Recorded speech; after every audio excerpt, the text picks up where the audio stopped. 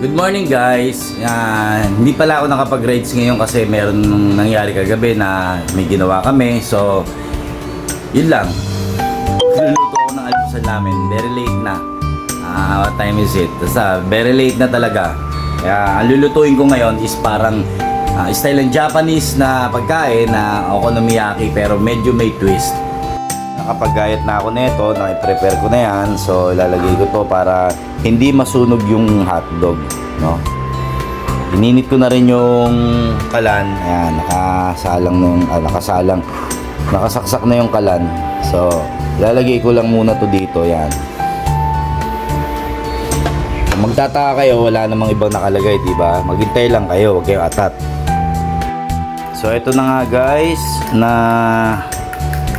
bati ko na tong itlog at nakasalang na yun doon. So, ito yung sinasabi kong parang okonomiyaki. Yan.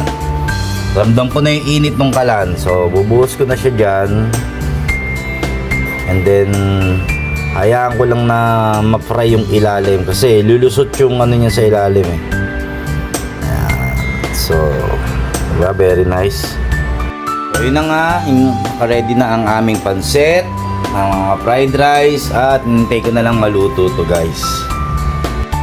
So, eto na guys, breakfast time na. Wow, look at that. Okay, almusal na. Thank you Lord. God bless to everyone.